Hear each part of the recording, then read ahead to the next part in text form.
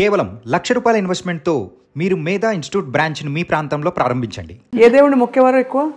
వెంకటేశ్వర స్వామి. అక్కడ పైన గోపురం చూసి అడుగుతున్నా. అది మోహన్ బాబు గారు ఇచ్చారు అది గోపురం. అది ఏదో సినిమా అప్పుడు అడిగారంట, ఏం కావాలి వెనుమదో కోరుకో అన్నారంట. అంటే నాకు ఆ గోపురం కావాలి గురువుగారు అంటే అప్పటికప్పుడు తెప్పించి ఇచ్చేసారంట.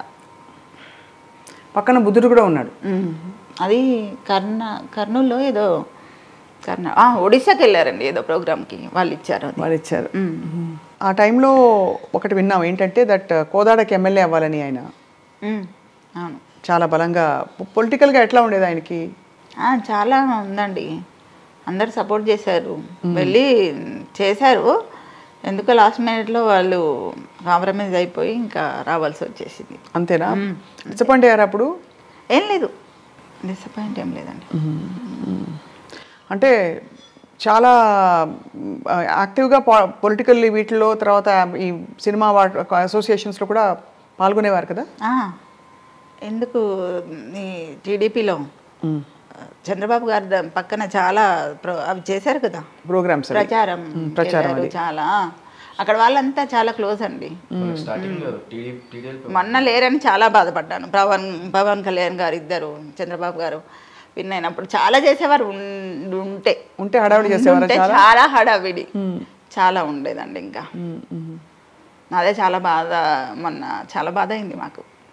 ఎందుకంటే ఉండుంటే చాలా వెళ్ళి ఇంకా చేసేవారు. మధ్యలో ఆయనకి ఆరోగ్యం బాగాలేనప్పుడు కూడా ఐ థింక్ చాలా పుకార్లు వచ్చాయి మధ్యలో. బాగలేదు అనేది ఏం లేదు, డైటింగ్ లో ఉన్నారు అంతే. బాగలేనిది ఏం లేదండి. ఒక 20 days లో అది జాండీస్ మీద డెంగ్యూ ఫీవర్ పడింది అంతే, దానికి మించి ఏం లేదు అతనికి. ఫస్టే చాలా మంది షాక్ కి గురయ్యారు దట్ ఆయన వెళ్ళిపోయారు, ఆయన లేరు, ఇలా రకరకాలు వచ్చాయండి, చాలా వచ్చాయి. మీరు చాలా కష్టపడి బాధపడి ఉంటారు ఆ టైంలో కదా? కానీ బాధపడ్డాను, కానీ పక్కన మా వారు ఉన్నారు కదా. ఉన్నారు కానీ పుకార్లు వచ్చినప్పుడు మనకి ఎందుకు ఇలా రాస్తున్నారు ఉంటుంది కదా. మొన్న కూడా ఎవరో కోట శ్రీనివాసరావు గారు చెప్పారు. ఉంటారండి గిట్టని, అందరు మన వాళ్ళే అనుకుంటే ఇలాగా ఒకరో ఇద్దరు ఉంటారు, మా బాబు అన్నట్టుగా ఒకరో ఇద్దరు ఉంటారు. డాడీ అనేవాళ్ళు ఒక టన్ను బియ్యంలో ఒక పురుగు ఉండదా. సో మరి ఓవరాల్ ఆయన అంబిషన్ ఏంటని చెప్పేవారు ఎప్పుడు? మంచి నటుడుగా ఎలాగో పేరు తెచ్చుకున్నారు కాకుండా తర్వాత ప్రజాసేవ చేయాలనేది అసలే చేస్తున్నారు ఆల్రెడీ. కాకపోతే ఇంకా దీంట్లోకి వెళ్తే ఇంకా చాలా చేయొచ్చు కదా, తిరగడం అవన్నీ చేయొచ్చు అనుకున్నారు. దాని తర్వాత నన్ను కూడా చేయాలని ఒక ఆలోచన ఉండేది తనకి. నేను కూడా చేద్దామని అనుకున్నా లాస్ట్ టైం, కానీ కాకపోతే పిల్లలు చిన్న పిల్లలు, వీళ్ళని వదిలేసి నేను వెళ్తే బాగోదు. అవును, వీళ్ళకి కొంచెం అంటే వీళ్ళ స్టడీస్ అన్ని అయిపోయే వరకు నేను కూడా కొంచెం ఓపికతో ఉన్నానండి. పిల్లల్ని ఎప్పుడైనా షూటింగ్స్కి తీసుకెళ్ళారా? అక్కడ యాక్టింగ్ చేస్తున్నట్టు అనిపించదు మాకు, అంటే నాన్నని అక్కడ చూస్తుంటే. ఎందుకంటే ఆ కెమెరా ముందు ఏదైతే చేస్తున్నారో అది ఆల్రెడీ మేము ఇంట్లో సేమ్ యాజ్ ఇట్ ఈజ్, అక్కడ యాక్టింగ్ ఉండదు. అంటే డిఫరెన్స్ మాకు కనిపించకపోతుంది ఎప్పుడు. ఇంట్లో ఎంతైతే ఫన్నీగా, ఎంతైతే ఎంటర్టైనింగ్ ఉంటారో, ఎంతైతే ఎనర్జెటిక్ ఉంటారో, ఆ కెమెరాస్ ముందు కూడా అంతే ఎనర్జీ ఎంటర్టైన్మెంట్, అంతే ఫనీ, అదే ఎగ్జాక్ట్ వే, అదే సింబాలిక్ గా మాకు అక్కడ కనిపిస్తుండే. మాకేం డిఫరెన్స్ కనిపించకపోతుండే. అందుకే మళ్ళీ ఇప్పుడు మేము అక్కడికి వెళ్ళి కూర్చొని చూసి అది కొత్త మాకేం అనిపించదు, కొత్తది అనిపించదు, అంత మోజు కూడా లేదు మీకు. మగపిల్లలకి అయితే మామూలుగా చెప్తారు, బేటా ఇట్లా చేయొద్దు, ఇట్లా ఉండాలి, సిగరెట్ అలవాటు చేసుకోవద్దు, ఇదేది అని. అట్లా ఏమైనా కంగారు పడేవారా ప్రభాకర్? మీరైతే పెద్ద అబ్బాయి కదా. లేదు, మాకైతే ఏం జాగ్రత్తలు చెప్పలేదు. మేబీ మాకు ఒక ఏజ్ వచ్చిన తర్వాత చెప్పేవారేమో, ఇప్పుడు చెప్పేవారేమో. ఆ టైం చెప్పే టైం కాదు అప్పుడు, ఇంకా 9th క్లాస్లో 10th క్లాస్లో ఉన్నారు అప్పుడు. సార్ ఎట్లా అంటే డిసిప్లిన్డ్గా ఉండేవారు వేణుమాధవ్ గారు? ఎట్లా ఆయన ఫుడ్ విషయంలో డైటింగ్ అది చేసేవారా? బాగా డైటింగ్ చేశారండి. డైటింగ్ చేసే ఇంత దూరం వచ్చేసింది, తొందరగా ఎఫెక్ట్ పడింది కదా. అవునవును, చాలా తొందరగా పడుతుంది డైటింగ్ అని. ఇప్పుడు ఫ్యాట్ డైట్స్ వచ్చాయి. సో ప్రభాకర్ ఏమైనా డైట్ చేస్తారా మీరు? లేదు, అసలు ఫుడ్డియా? అంటే తింటా, బట్ కొంచెం లిమిటెడ్ గా తింటారు. ఇన్ని సంవత్సరాల ఆయన యాక్టింగ్ కెరియర్లో కష్టపడి పైకొచ్చారు, అందరినీ అలరించారు, మెప్పించారు. చక్కటి కుటుంబం, చక్కటి కొడుకులు, చక్కని తల్లి భార్య. సో మీరు ఎప్పుడూ ఇలాగే నవ్వుతూ ఉండాలని కోరుకుంటున్నాం శ్రీవాణి గారు. అంతే అండి. సో మీ సినిమా కోసం వెయిట్ చేస్తున్నాం ప్రభాకర్. అండ్ సావికర్, మా ఇంట్లో ఇంటీరియర్స్ ఎప్పుడైనా నాకు డౌట్స్ వస్తే నేను ఫోన్ చేస్తాను. ఏ కలర్తో ఏ కలర్ మ్యాచింగ్ అని నాకు చెప్పాలి, చెప్పచ్చు కదా అలాగా? ఆయన మెమొరీస్ ఉన్నాయి, పిల్లలు ఉన్నారు.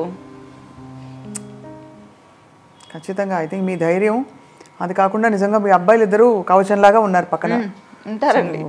అలా అని ఆయన కూడా పై నుంచి ఆశీస్సులు ఎక్కడో ఇస్తున్నారు కాబట్టి అసలు మేము అది మా మైండ్స్ లో అది లేదు, ఆ స్పేస్ లేరు లేకపోతే చనిపోయినారు అది పెట్టం మేము. డాడీ పక్కన, డాడీ అనే పదం పక్కన మేము అది పెట్టం. నాన్న అనే పదం పక్కన చనిపోయినారు, లేరు, ఇక లేరు, ఇక రారు, ఇవి అని పెట్టం మేము.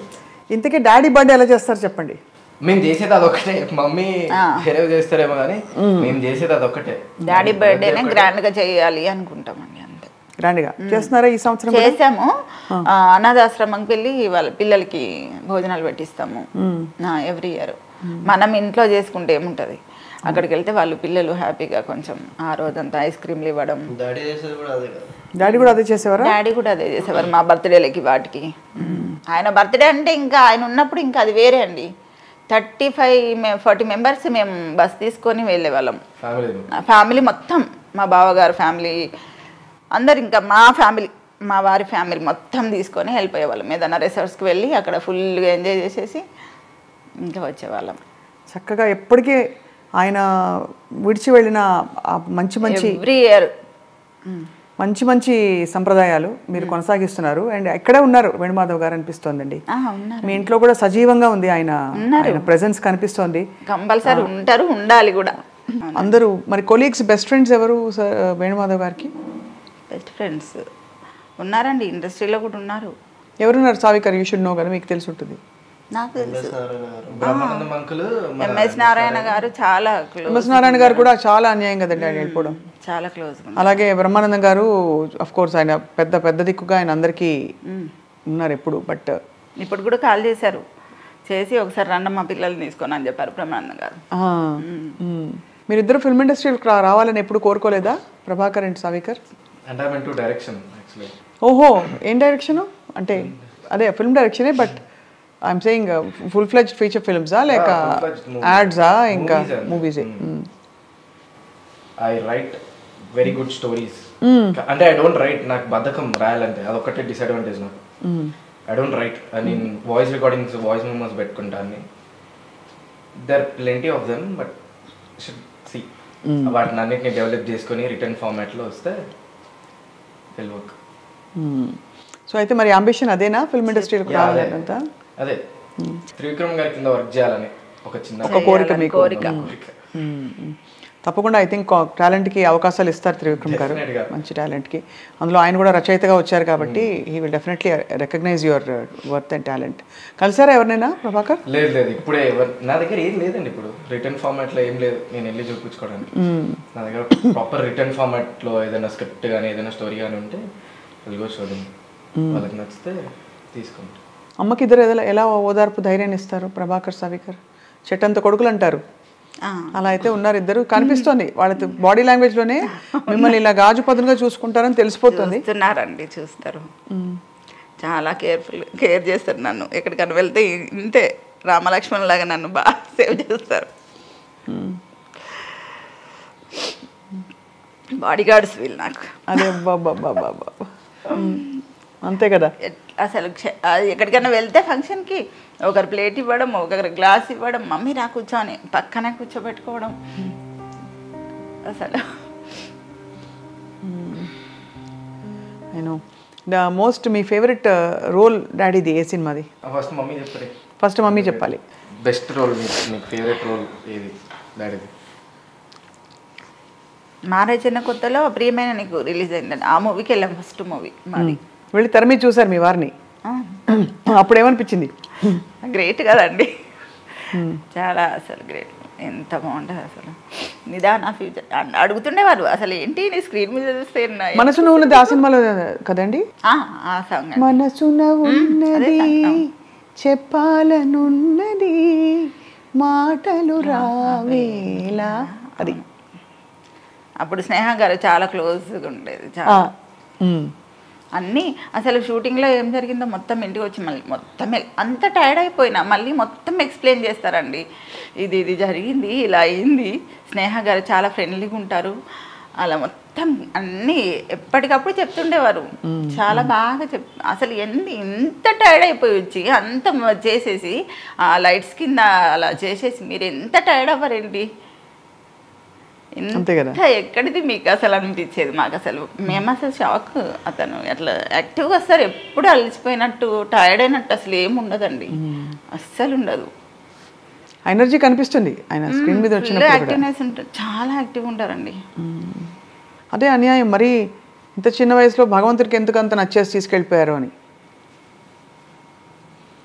మంచి వాళ్ళకి తక్కువ లైఫ్ ఉంటుంది, అది చాలా కామన్గా చూసామండి. మంచి వాళ్ళకి చాలా మందికి ఇలాగ తొందరగా వచ్చి వాళ్ళు తొందరగా వాళ్ళ పని పూర్తి చేసి వెళ్ళిపోతారు అన్నట్టు అనిపిస్తుంది. అదే అన్నారండి ఎవరు, మీ తనకెళ్ళ భరణ్ గారు, కారణ జన్ముడమ్మ తను అని చెప్తుంటాడండి.